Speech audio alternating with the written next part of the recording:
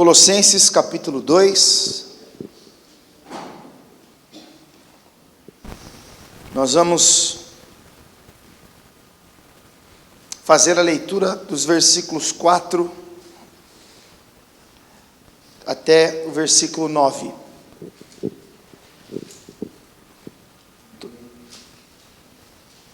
Está escrito assim: E digo isto, para que ninguém vos engane com palavras persuasivas, porque, ainda que esteja ausente quanto ao corpo, contudo, em espírito estou convosco, regozijando-me e vendo a vossa ordem e firmeza da vossa fé em Cristo.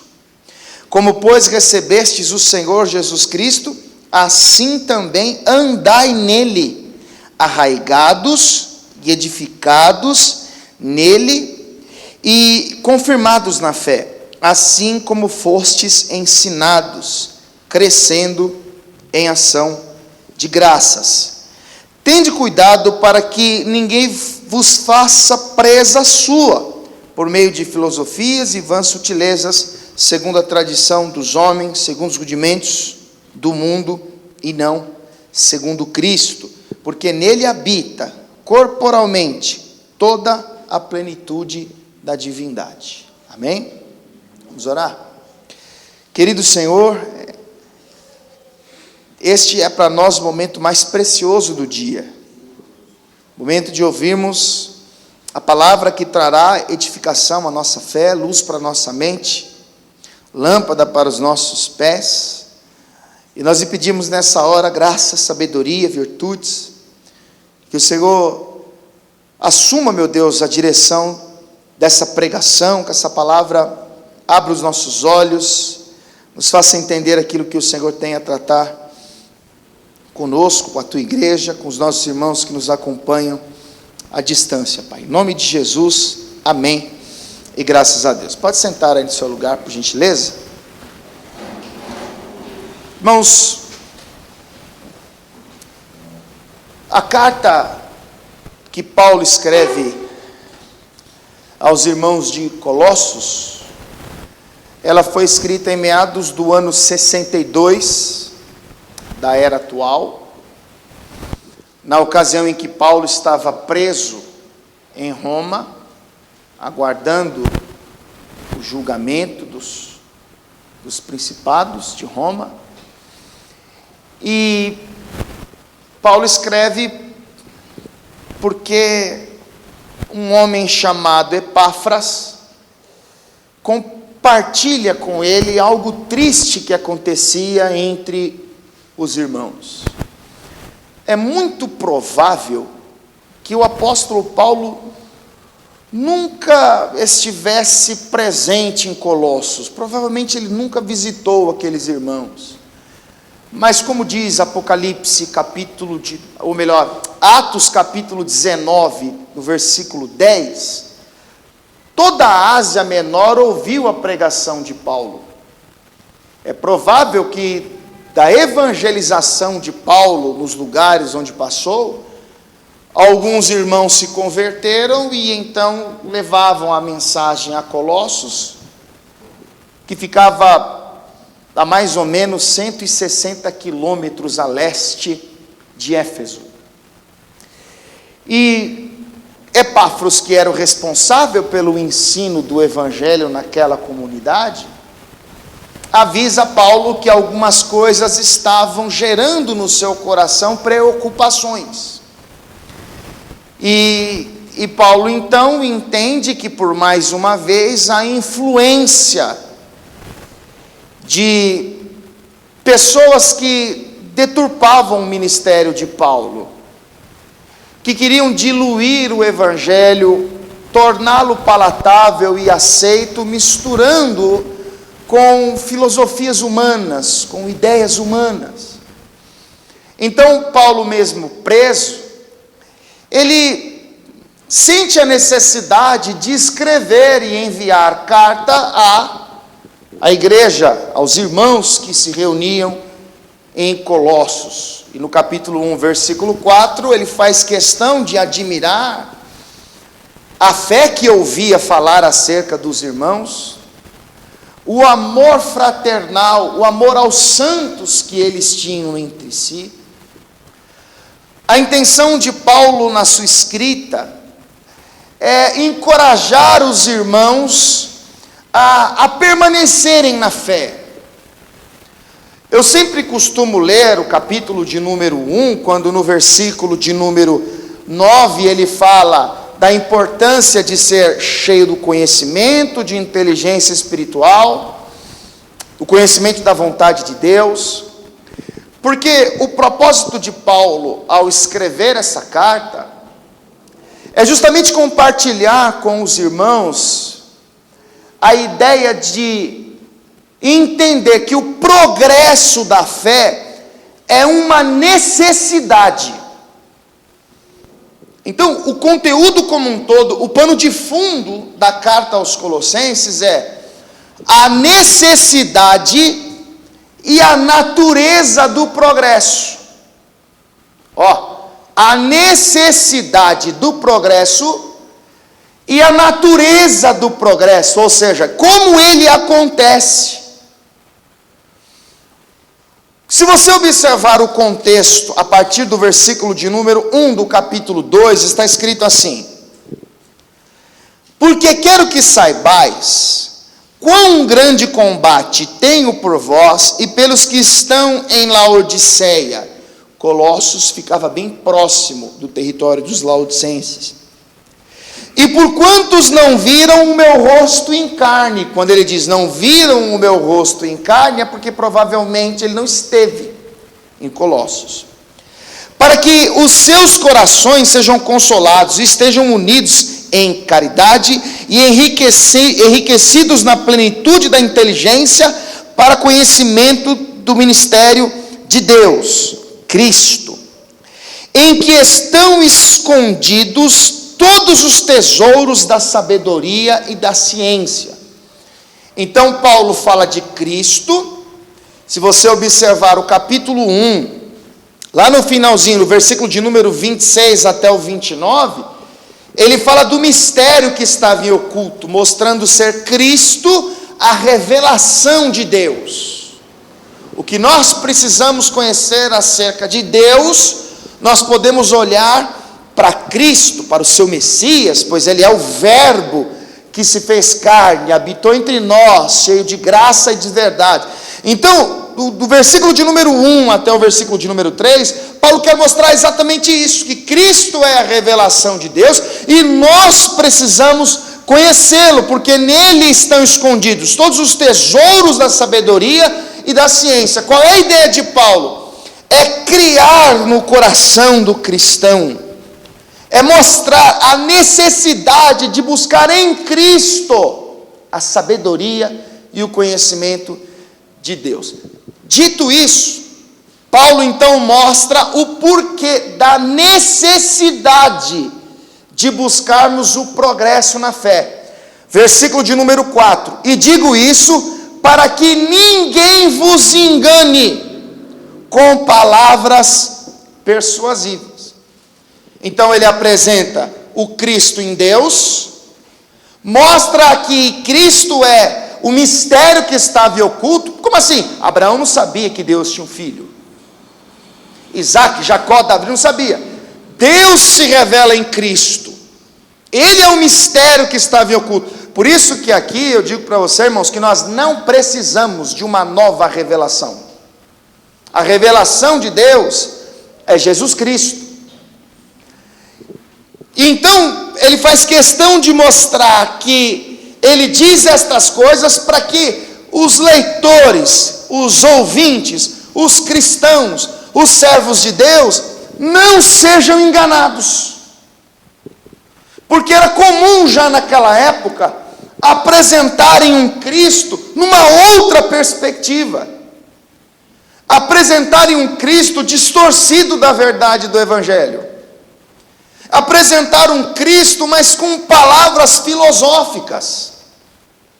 Apresentarem um Cristo através de revelações humanas, de pensamentos humanos, não da vontade de Deus revelada por Ele através da sua palavra. Então ele está dizendo: olha, nós precisamos progredir para que não sejamos enganados. Nós necessitamos conhecer. Jesus vai dizer em João 8,44 que o diabo é mentiroso e pai da mentira. Jesus em Mateus capítulo 24, por 4 vezes, ele diz que o período que antecede a sua vinda seria marcado pelo engano nas convicções religiosas. Então Paulo está dizendo: eu estou dizendo isso para que ninguém vos engane com palavras persuasivas. Ou seja, o Cristo é o revelado na Escritura. O Cristo é aquele que está contido nas páginas do Novo Testamento. O Cristo é aquele que revela a Deus através das suas obras, o seu propósito, da sua missão. Eu estou dizendo isso a vocês para que vocês não sejam enganados. Então nós podemos perceber que Epáfras, quando escreve a Paulo, compartilhando o que está acontecendo em Colossos, Paulo já sabe que assim como aconteceu em Corinto, porque segundo as Coríntios capítulo 11, nos versículos 13 e 14, Paulo fala que Satanás se transfigura em anjo de luz para enganar. Em Gálatas 1,8, Paulo identifica que alguém estava pregando um outro evangelho. Então a ideia de Paulo é justamente mostrar que é necessário, irmãos, o progresso na fé não é algo que a gente tem que planejar para o futuro. O progresso na fé não é algo que é privilégio de alguns, não, é necessário. É dever nosso buscar crescer no conhecimento da vontade de Deus, aprender mais sobre a sua palavra, conhecer o Cristo revelado na Escritura Sagrada. Se nós não tivermos esta ambição, se nós não tivermos esse desejo, se nós não formos alimentados nesta vontade, nós podemos ser enganados por qualquer um que apresenta um Cristo através de palavras persuasivas, que apresenta um Jesus distorcido do Evangelho, um Jesus que aceita toda e qualquer ideologia que parte do coração humano. Então, primeiro Paulo mostra o Cristo, e depois o Paulo diz: é por isso que eu estou mostrando Ele. Ou seja, a necessidade do progresso, e agora ele vai falar da natureza do progresso. Presta atenção nisso aqui. Paulo quer mostrar como esse progresso vem, o que nós precisamos fazer, como nós vamos crescer em Deus. Então acompanhe comigo o que está escrito no versículo de número 5. Irmãos, deixa eu só fazer uma observação aqui, porque às vezes parece, irmãos, que para um pastor é muito fácil. Ele estuda, ele prega, ele evangeliza. Mas, irmãos, eu digo para você que muito antes de eu imaginar, de eu pensar, de passar na minha cabeça que Deus tinha um plano para a minha vida, eu já era dedicado aos estudos. E isso porque uma vez eu li um texto, está lá na segunda carta de Pedro, capítulo 3, versículo 18, ele escreveu assim: antes crescei na graça e no conhecimento de Cristo Jesus. A humanidade, irmãos, é assim: para ter um trabalho melhor, para crescer na empresa em que foi registrado, para conseguir uma vida luxuosa para a família, a pessoa não mede esforços, ela investe tempo, ela investe dinheiro, ela em dia de sol, em dia de chuva, visando o bem futuro, ela se dedica em aprender a profissão, ela busca o conhecimento na área em que ela quer atuar, e nisso não tem dor, não tem dificuldade, ela vai porque ela quer. E nós vamos parar com esse negócio de tratar nossa relação com Deus como algo que deve acontecer quando dá tempo, quando sobra tempo, quando a condição climática for favorável, quando o meu corpo estiver em perfeitas condições. A ideia de Paulo é mostrar que nós temos um inimigo, que nós participamos de uma guerra. Ainda que ela não aconteça diante dos nossos olhos, porque Paulo diz que a nossa luta não é contra carne e sangue, mas contra principados, potestades, hostes espirituais da maldade. Então Paulo, ele mostra que o progresso é uma necessidade, porque se nós não entendemos o progresso como uma necessidade, nós vamos andar de um lado para o outro, acreditando em tudo que os homens falam, apresentando um Cristo distorcido. Então, dito isso, no versículo de número 5, Paulo vai dizer assim: porque ainda que esteja ausente quanto ao corpo, que eu não esteja presente entre vocês, contudo em espírito estou convosco, regozijando-me e vendo a vossa ordem e firmeza da vossa fé em Cristo, a vossa fé em Cristo. Duas coisas importantes aqui, irmãos. No versículo 5, para se referir à fé, Paulo usa um vocábulo militar, porque ele fala de ordem e firmeza. Paulo mostra que a fé, para que ela seja uma fé que venha a progredir, ela precisa ser organizada, ela precisa ser estruturada.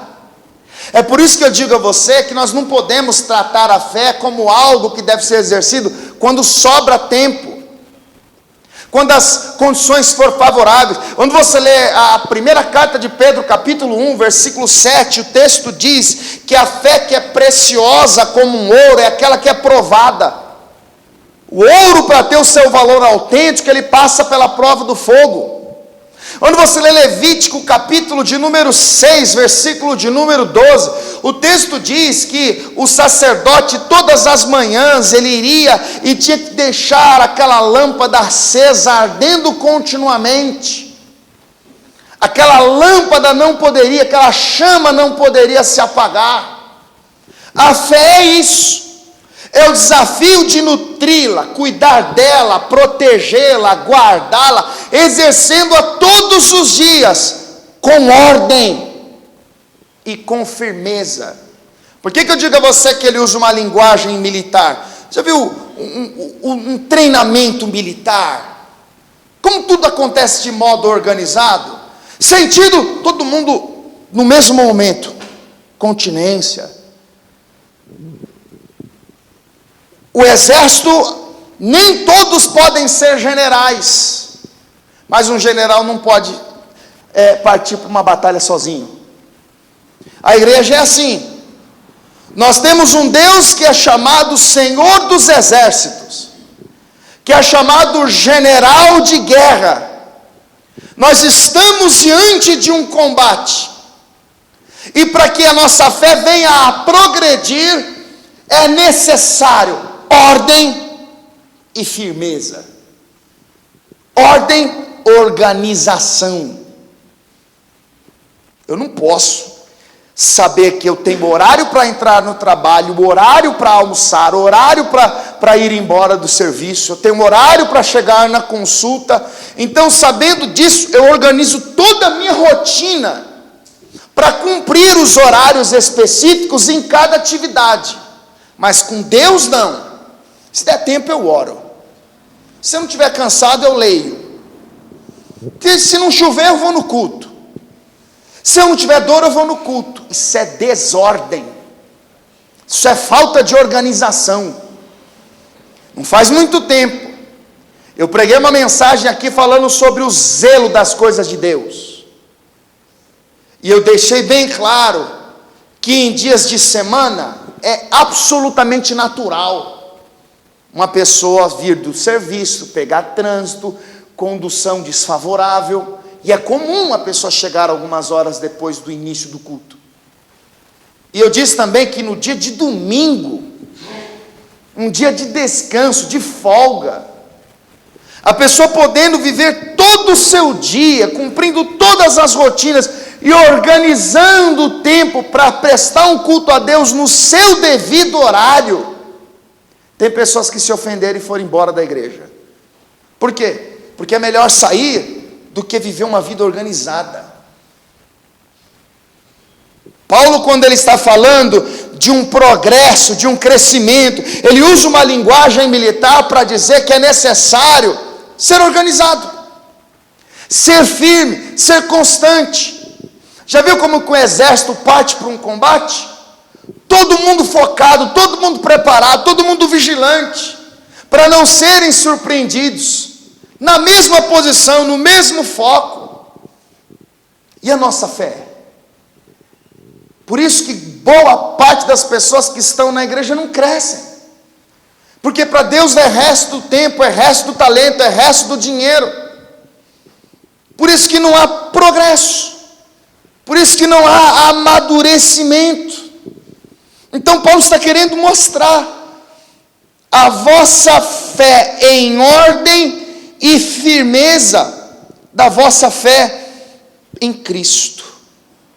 Quer dizer que para que haja um progresso, é necessário ter ordem, é necessário ter firmeza. Sugestão que eu te dou, irmãos, organize a sua fé, estabeleça metas, crie procedimentos, seja religioso nos seus horários. Eu não estou falando apenas de culto, não, irmãos. Eu estou falando na meditação da palavra, na rotina de oração, nos hábitos de evangelizar. Seja firme. Não, eu tô com uma dorzinha, mas eu falei que eu vou. Eu estou um pouco cansado, mas eu vou estudar, eu vou ler, eu vou orar. Isso é firmeza. Há 2 semanas atrás eu preguei: sede firmes e constantes. Então, se não houver ordem, se não houver firmeza, eu estou usando aqui a fé, porque a minha pregação é para edificar a sua fé. Mas se um trabalhador na sua profissão não tem ordem e firmeza, ele não tem sucesso. Ou estou falando bobagem? Ordem e firmeza. Aí, observe comigo que Paulo muda a figura de linguagem no versículo 6. Ele diz assim: como, pois, recebestes do Senhor Jesus Cristo, assim também andai nele. No verso 5 ele usa um vocábulo militar. No verso 6 ele mostra um peregrino. Quando você olha para a história de Israel, você percebe que Deus, depois de séculos de escravidão, tirou os descendentes de Abraão do Egito e os fez peregrinar nos desertos, com direção à terra que ele prometeu a Abraão, Isaque e Jacó. Deus um dia nos resgatou com mão forte do Egito, nos tirou do governo do reino das trevas, nos trouxe para o reino do Filho do seu amor, e nos fez a promessa da vida eterna. E enquanto a promessa não se cumpre, nós, como peregrinos, andamos na terra. Estamos de passagem nessa terra. Nós não fomos feitos para passarmos a eternidade, para habitarmos aqui. A nossa morada eterna é junto ao Pai. Mas nós peregrinamos na terra. Paulo está querendo mostrar, e essa figura de linguagem ele usa em várias ocasiões. Se você voltar aqui para o capítulo de número 1, capítulo de número 1, versículo 10, ele diz assim: para que possais andar dignamente diante do Senhor, agradando-lhe em tudo, frutificando em toda boa obra e crescendo no conhecimento de Deus. Então a maneira como você anda estabelece o seu progresso. A partir do momento em que você entendeu que para que haja crescimento, para que haja progresso, é necessário organização, ordem e firmeza. A maneira como eu ando mostra se eu sou organizado e firme. Então Paulo, através deste andar, ele fala acerca do estilo de vida. Gálatas 5,16 ele diz: andai em espírito. Olha o que ele escreve em Efésios capítulo 5.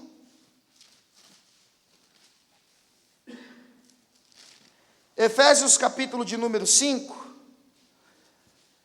versículo de número 1.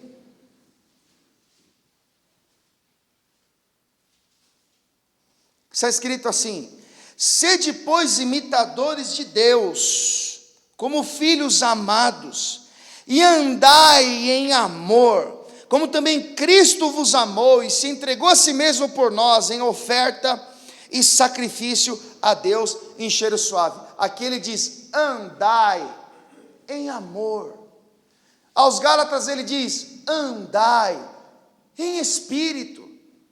Aos cristãos de Colossos ele vai dizer: pois como recebestes o Senhor Jesus Cristo, assim também andai nele. O que ele está querendo ensinar? Ande como ele andou. Como assim? Exerça o perdão, exerça o amor, exerça a misericórdia. Seja manso e humilde de coração. Esse tipo de ato, de comportamento vai te fazer progredir na fé, crescer no conhecimento de Deus. Mas aí você talvez pense: pastor, às vezes na nossa caminhada a gente tem alguns tropeços. É verdade. Alguns tropeçam, caem e morrem.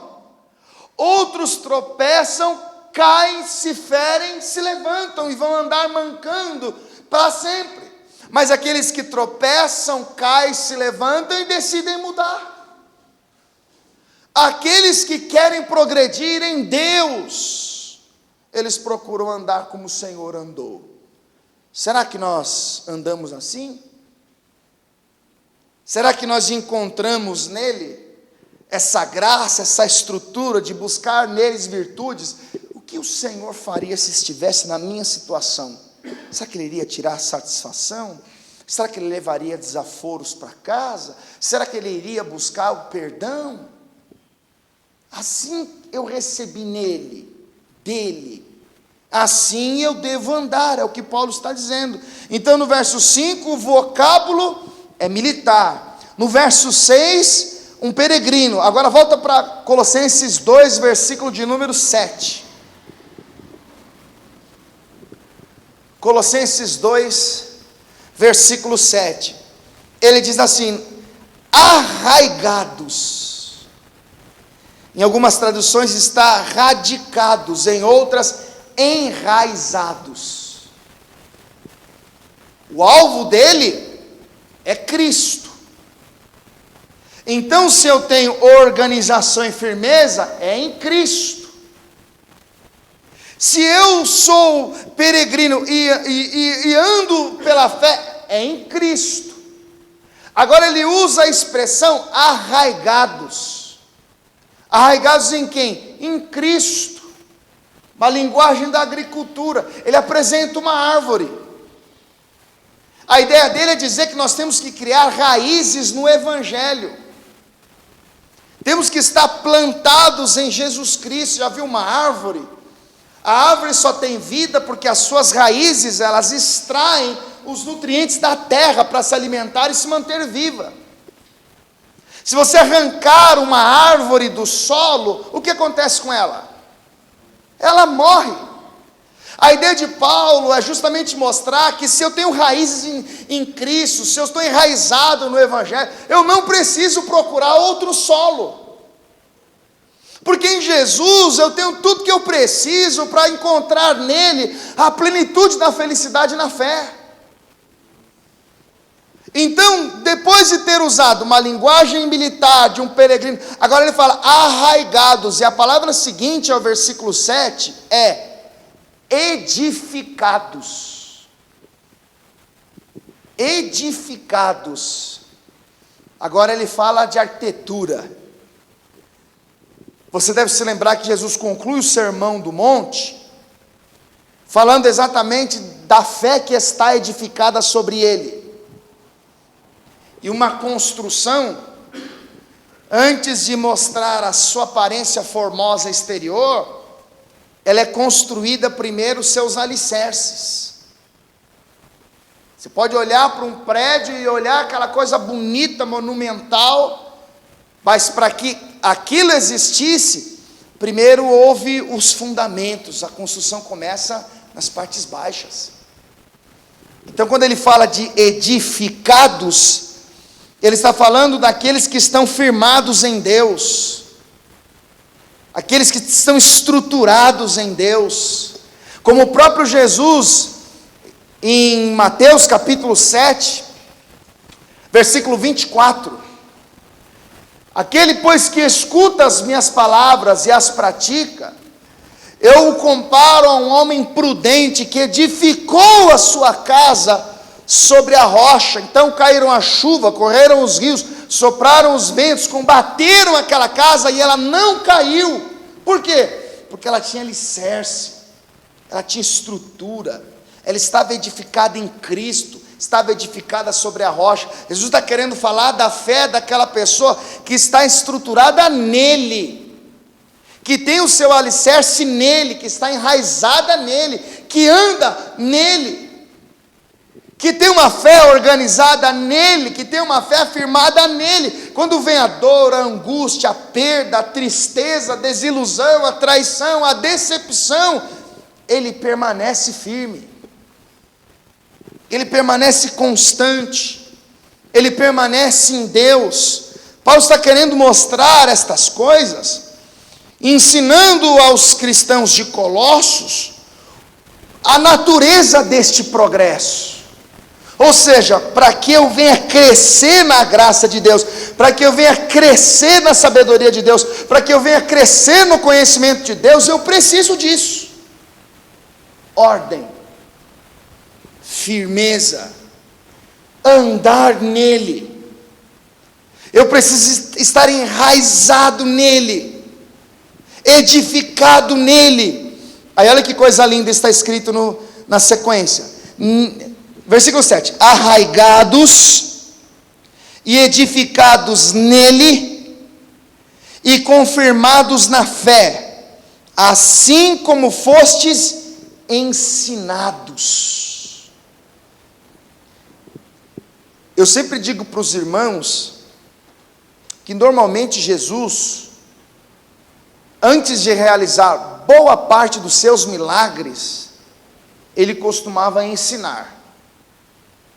Você pode observar isso lá em Lucas 13, quando ele está na sinagoga, e o texto diz que era um dia de sábado, ele ensinava. Depois ele chama uma mulher que há 18 anos era encurvada, e então restaura a saúde dela, fazendo com que ela fique com a saúde perfeita, desfazendo aquela obra de Satanás. Não existe progresso, irmãos, sem ensino.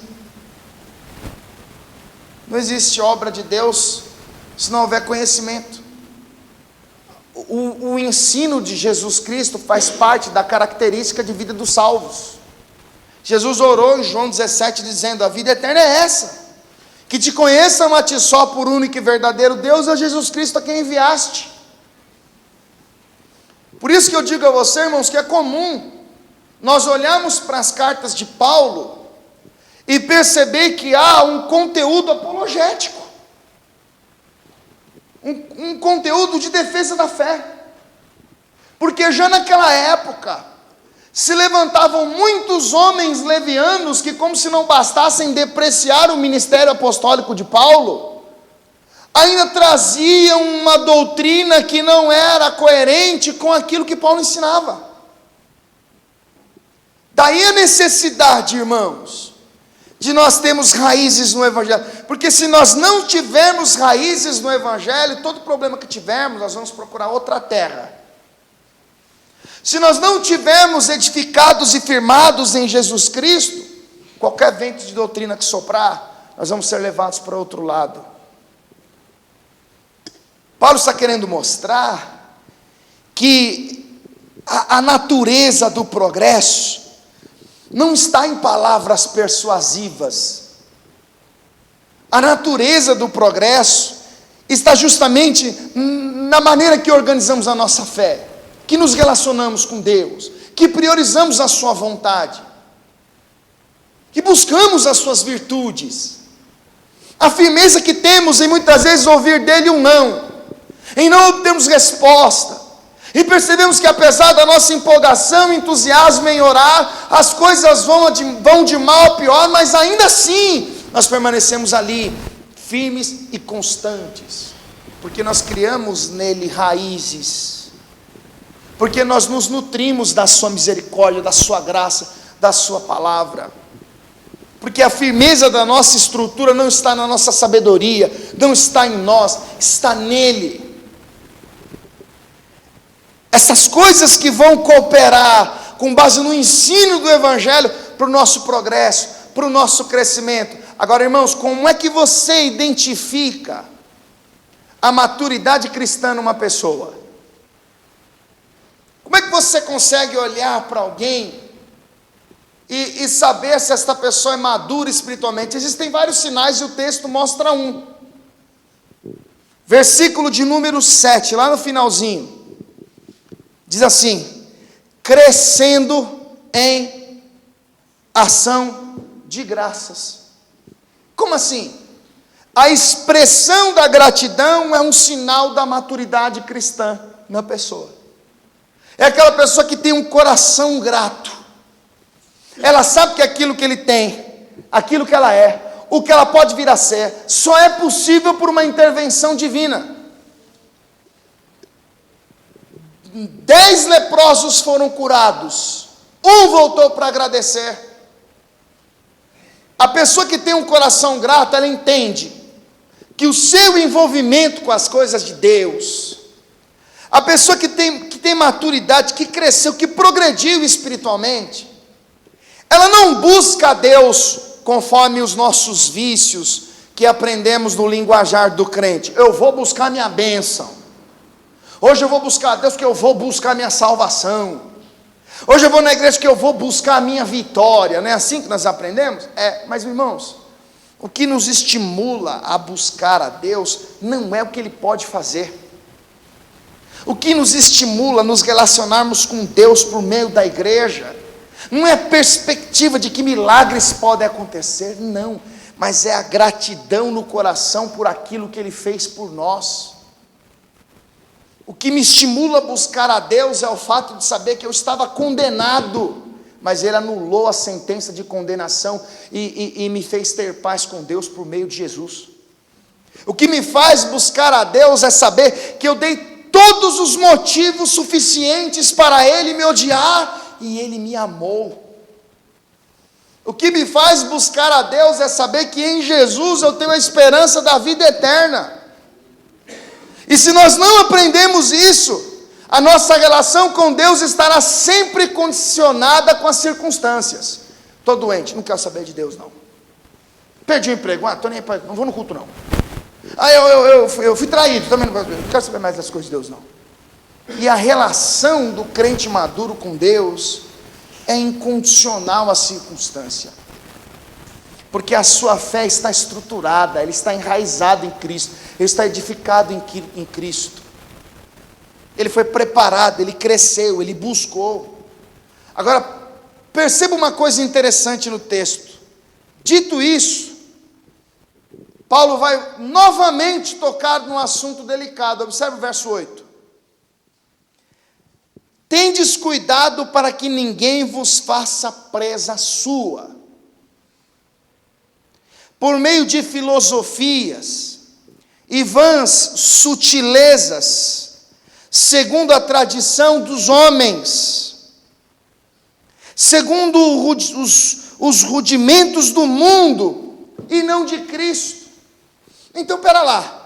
No versículo 4 ele fala, eu digo isso, digo o quê? Do versículo 1 ao versículo 3. No 4 ele diz, eu digo isso para que ninguém vos engane. Aí ele fala do progresso, da maturidade cristã, a natureza do progresso, firmeza, ordem. Andai como um cristão, como um servo de Deus. E aí ele fala que nós temos que estar enraizados em Cristo, edificados em Cristo, expressando a nossa gratidão, como ele escreveu em 1 Tessalonicenses 5,18, em tudo dai graças. nesse modo, nesse gesto, nessa maneira de viver, de pensar, de agir, eu consigo encontrar em Jesus tudo o que eu preciso para servi-lo na terra com um coração grato. Quem entendeu isso aqui, diga amém.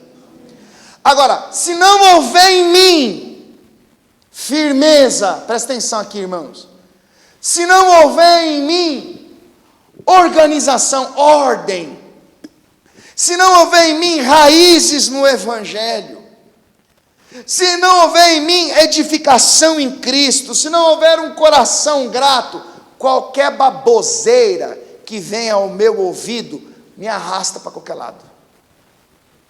É por isso que Paulo está dizendo isso. Tendo cuidado para que ninguém vos faça presa sua. Ô Paulo, como assim presa sua? Que ninguém vos faça cativo. Que ninguém prenda você, irmãos. A droga, ela tem um efeito destruidor. Ela prende as pessoas no vício. Em 2 Pedro 2,19, Jesus vai dizer que aquilo que nos vence, nos faz escravo. A guerra é assim. O reino perdedor se tornava escravo daquele a quem o venceu. Então o que Pedro quer dizer? Que se eu sou vencido pelo vício das drogas, então eu sou servo das drogas. Se eu sou vencido pelo vício da pornografia, eu me torno escravo da pornografia. Se eu sou vencido pelo desejo, a ganância, pela jogatina, então eu me torno escravo. O que Paulo está dizendo? Cuidado, para que ninguém vos faça presa sua, por meio de filosofias e vãs sutilezas. Paulo está falando de algo que parte daquilo que os homens falam, palavras persuasivas, que tem um efeito nocivo, com o mesmo poder do que as drogas, a prostituição e a jogatina, porque aquelas palavras persuasivas trazem prazer ao coração, graça aos ouvidos. É gostoso ouvir falar em nome de Deus, e prometerem em nome de Deus, e proibirem em nome de Deus, e gerar no coração das pessoas a expectativa de que aquilo que está sendo prometido vai acontecer, quando na verdade não passa de um engano. Irmão, você pode achar que eu sou chato demais, mas que está escrito isso, está. Ninguém vos faça por presa sua. Paulo está querendo ensinar. Como é que isso funciona na prática, pastor? Quarta, sexta e domingo tem culto na igreja cristã Primeiro Amor, e em outras igrejas que se prega uma palavra. Mas aí o irmão chega e fala assim: pô, eu queria sair daqui chorando, pastor. Tem como o senhor ser um pouco mais enérgico naquilo que o senhor fala? Ô pastor, não dá para pôr uma musiquinha de fundo? Para o ambiente? Eu queria chorar, faz tempo que eu não choro. Então, a pessoa cria expectativa. Irmãos, normalmente as pessoas pensam que Deus fala quando o pregador, ele fala na primeira pessoa do singular: eis que eu te digo, meu servo, estou virando o seu cativeiro, e a partir de agora a vitória vai chegar. O pastor, o ministro pode ficar 2 horas lendo um texto, depois de ficar 6 horas pesquisando, e estudando, e rabisca, e anota aqui, anota ali, e ele vai lá e prega com zelo, com temor, com dedicação, e o povo não tem unção. Agora, se o pastor geme, se o pastor grita, se o pastor fica por 5 minutos fazendo um monte de promessas, irmão, eu estou vendo uma chave de ouro na mão. Irmãos, eu estou vendo a porta de um carro zero se abrindo. Ai, Deus falou comigo. Isso é engano. E você conhece um monte de pessoas que estão presas a isso. Ninguém vos faça por presa sua, com aquelas vãs filosofias, com a sutileza nas palavras, criam nas pessoas ideias e convicções, que vão induzi-las a tomarem uma série de atitudes, que trarão como consequência a apostasia, o esfriamento da fé. Esse é o alerta que Paulo faz. Você quer que eu te dou exemplos? Então vamos lá. Deixa essa página marcada, por favor. Segunda carta de Paulo a Timóteo. Capítulo 4. É fácil, irmãos. Eu já fiz isso. Já fui desviado. você provocar uma reação emotiva na igreja e pronunciar uma série de palavras de efeito, para que as pessoas sintam aquela coisa gostosa, de receber uma promessa de que amanhã tudo vai ser diferente, de que a porta vai se abrir no dia tal, e que você está por baixo, vai estar por cima. Isso é bom demais, até vicia. Só que isso é só uma maneira sutil de manipular pessoas, de induzir as pessoas a terem comportamentos que não fazem sentidos, não tem fundamento bíblico, não está estruturado na palavra, e as pessoas estão à procura disso. Elas querem igrejas assim, buscam homens assim. Olha o que Paulo vai escrever a Timóteo. Nós conhecemos o texto, então eu vou ler bem rapidinho. Capítulo 4 da segunda carta a Timóteo, verso 1, diz assim: conjuro-te, pois, diante de Deus e do Senhor Jesus Cristo, que há de julgar os vivos e os mortos, na sua vinda e no seu reino, que pregues a palavra, instes a tempo e fora de tempo, redarguas, repreendas, exortes com toda longanimidade e doutrina. Presta atenção nisso aqui, irmãos. Paulo está dizendo assim para Timóteo: Timóteo, eu encorajo você, meu filho, a insistentemente pregar a palavra, em tempo e fora de tempo. Aí ele vai dizer assim, verso 2, redarguas. O que é redarguir? Aconselhar. Repreendas, exortes. O que é exortar? Encorajar, com toda longanimidade e doutrina. Sabe o que Paulo está dizendo, Timóteo? Você vai encorajar pessoas, corrigir pessoas, repreender pessoas, com paciência, Timóteo, e doutrina. Quando ele diz doutrina, ele diz: Timóteo, você tem um conjunto de princípios a zelar. Você não vai abrir a boca para falar o que você quer, você não vai abrir a boca para falar o que você sente no coração, você não vai abrir a boca para falar que um anjo desceu lá no seu quarto para soprar no seu ouvido. Não. Você vai encorajar, corrigir, exortar com doutrina.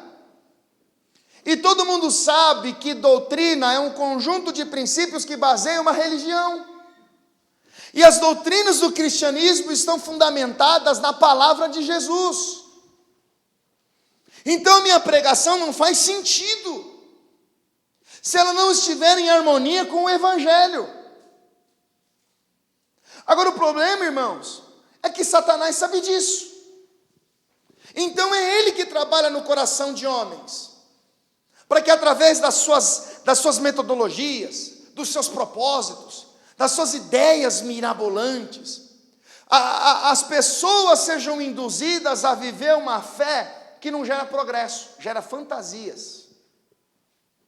Por isso que no versículo de número 3, acompanha aí, 2 Timóteo capítulo 4, versículo 3, diz assim: porque virá tempo em que não suportarão a sã doutrina, o santo ensino, mas tendo comichão nos ouvidos, amontoarão para si doutores conforme as suas próprias vontades, cobiças, concupiscências, e desviarão os ouvidos da verdade, voltando às fábulas. Então Paulo está dizendo: Timóteo, sabe por que eu insisto você pregar, exortando, encorajando, aconselhando com doutrina? Porque vai chegar uma hora que as pessoas não vão suportar mais o santo ensino. E sabe o que essas pessoas vão fazer? Elas vão procurar para si doutores, homens letrados, cultos, filósofos, que falem aquilo que elas querem ouvir. Ponto. Vão desprezar a verdade e vão se voltar às fábulas. Pastor, como é que isso funciona na prática? Fogueira santa. Onde você que vê na Bíblia fogueira santa? Onde é que está escrito que você tem que sacrificar o seu melhor para Deus fazer? Meu irmão, Deus não é um Deus de barganha. Deus pode abençoar a pessoa que Ele quer, na hora que Ele quer, sem que a pessoa faça nada por merecer. Ele é Deus. Mas os homens, eles criam. Irmãos, sabe por que Deus abençoou a mulher que não tinha nada em casa? Porque ela pegou a sua farinha, o seu azeite, fez um bolo e levou para o profeta. E se você pegar tudo que você tem e trazer, Deus vai fazer um milagre na sua vida. Mentira. Isso não condiz com a verdade. Senão Jesus tinha mandado os discípulos pregarem isso. Senão Paulo tinha dito que Timóteo deveria pregar isso. Você consegue entender? Então, o que Paulo está exortando Timóteo, a mensagem que pode salvar o homem é aquela que confronta o seu ser, a sua alma, o seu espírito, o seu coração e as suas vontades.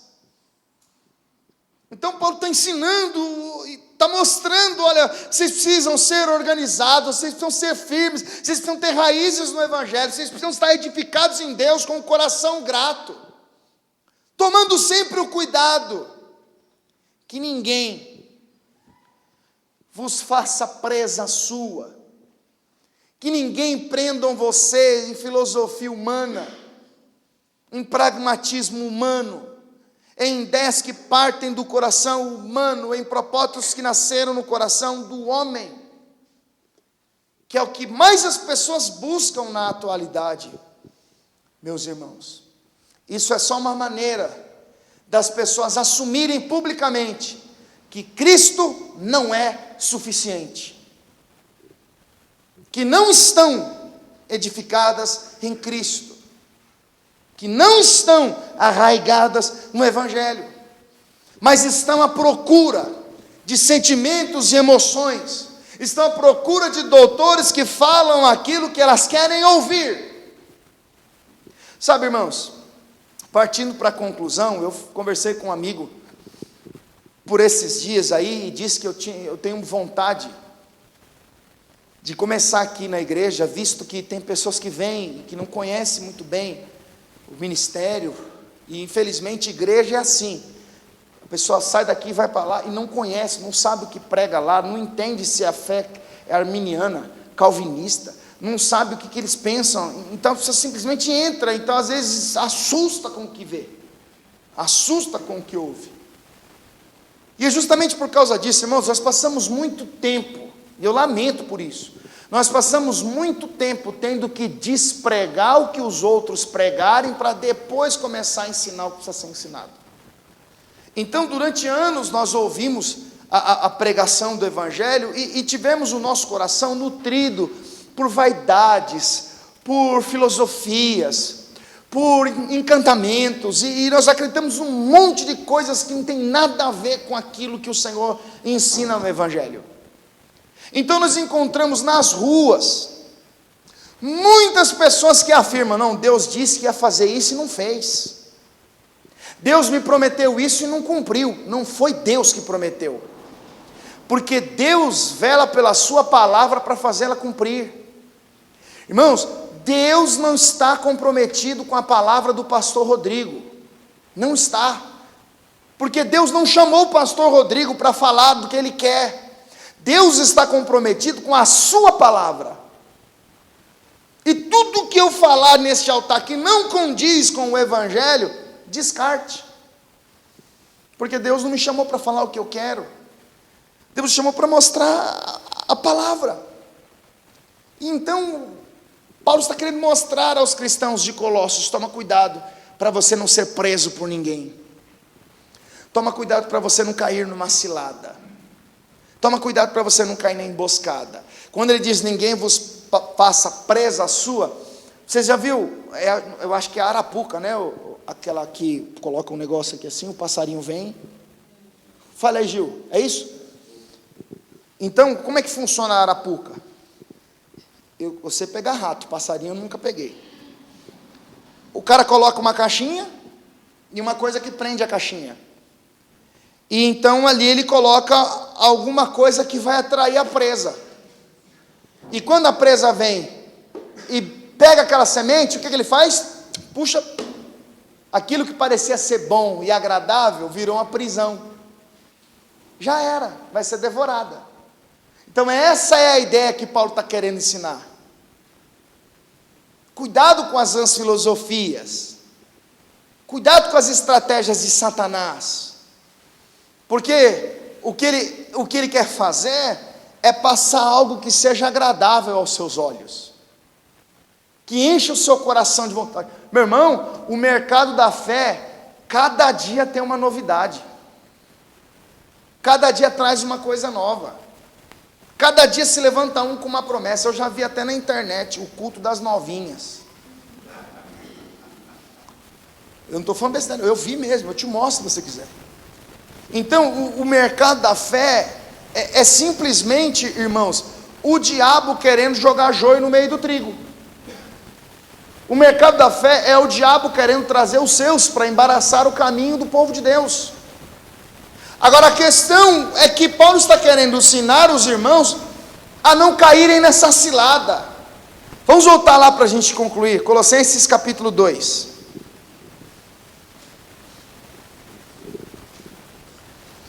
Colossenses capítulo 2.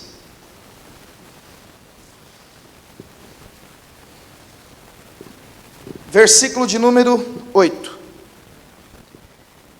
Tende cuidado para que ninguém vos faça presa sua.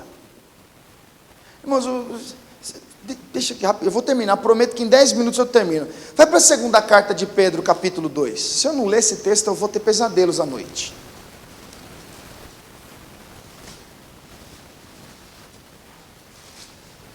Segunda carta do apóstolo Pedro, capítulo 2.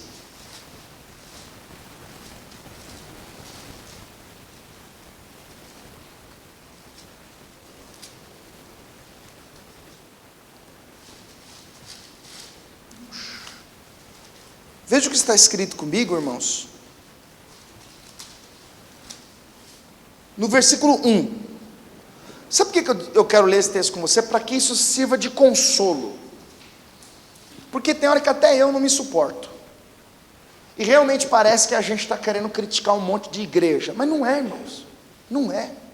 Você não pode ligar a televisão e assistir um programa onde o pregador diz assim: olha, Deus vai te dar o que você tem buscado. Você não pode ligar a televisão e ouvir alguém prometendo que Deus vai realizar o seu sonho. Você não pode ouvir alguém dizer que se você tem um carro, você vai ter 2. Se você tem 2, você vai ter 3. Se você já tem uma casa no campo, Deus vai te dar uma na praia. Se você é crente salvo, quando você ouve isso, imediatamente o seu coração se enche de indignação. Porque nós lemos lá em Colossenses 1, que Paulo diz assim, que nós temos que buscar conhecimento da vontade de Deus, sabedoria, não é isso? Para que nós possamos andar e agradá-lo. Se eu tenho conhecimento da vontade de Deus, e eu ouço um filho da perdição dizer essas coisas, não importa qual seja a denominação, o Espírito Santo vai dizer assim: opa, você me conhece e sabe que isso não é verdade. Porque foi eu que disse, não ajunteis tesouros na terra. Então por que esse demônio está falando que você vai ter o que eu não prometi? Se eu tenho conhecimento de Deus, e o filho da perdição vai no programa de TV, do rádio, para dizer que Deus vai me dar o que Deus não prometeu, na hora, o Espírito Santo vai dizer assim: uma ameaça foi detectada. Não é assim?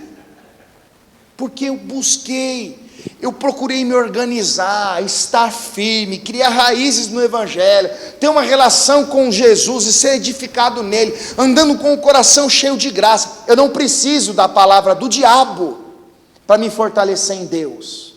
O Evangelho me é suficiente. Então por que você vê as seitas denominadas igrejas com pessoas saindo para fora de tão cheia que está a igreja?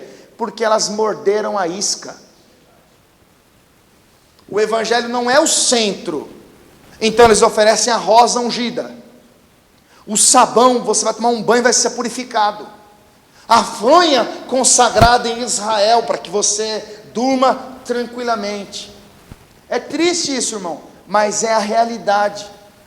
E aí quando essas mesmas pessoas que mordem essa isca entram numa igreja onde se prega o Evangelho, elas vão sair e vão dizer assim: que culto frio, pastor sem graça, não senti nada, parece que Deus nem estava lá. Porque elas foram nutridas nisso, porque elas aprenderam assim. 2 Pedro capítulo 2, versículo 1 diz assim: e também houve entre o povo falsos profetas, como entre vós haverá também falsos instrutores, falsos doutores, que introduzirão encobertamente heresias de perdição e negarão o Senhor que os resgatou, trazendo sobre si mesmos repentina destruição. Verso 2: e muitos seguirão as suas dissoluções, pelos quais será blasfemado o caminho da verdade. Olha o verso 3: e por amor ao dinheiro e por avareza farão de vós negócios com palavras fingidas. Aí Pedro, nossa Pedro, você precisa ficar falando essas coisas, Pedro? Deixa eles fazerem. Denúncia. Porque é assim que as pessoas reagem. Ai pastor, você acha certo ficar falando essa... Acho sim, vou continuar falando. Sabe por quê? Porque Jesus falava, porque Paulo falava, porque Pedro falava, porque João falava. Ou você vira um cristão e busque progredir na fé, ou então você vai ficar comendo na mão dos outros. E vai ficar o tempo todo esperando de Deus uma coisa que Deus não prometeu. Entendeu, irmão? Farão de vós negócios com palavras fingidas. Como assim, pastor? O que é um negócio? O que consiste um negócio? Eu te dou dinheiro, você me dá um negócio. Negócio é isso, compra, vende. Então, o que o astuto faz?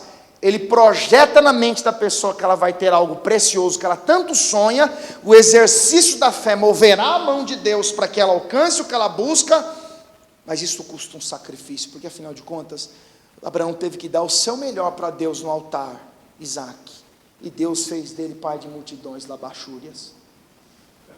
Bom, pelo amor de Deus, sabe, uma das minhas maiores frustrações na fé é ver gente saindo de uma igreja bíblica, e eu não estou falando apenas da nossa, mas para ir para esses pastos, onde os cães gulosos fazem delas o que elas querem.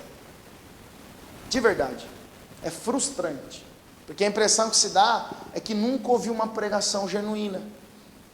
E está aqui, irmãos, Pedro está falando dos falsos mestres, de homens que se levantariam com uma autoridade dada por si mesmo, e que em nome da fé fariam do povo os negócios com palavras fingidas.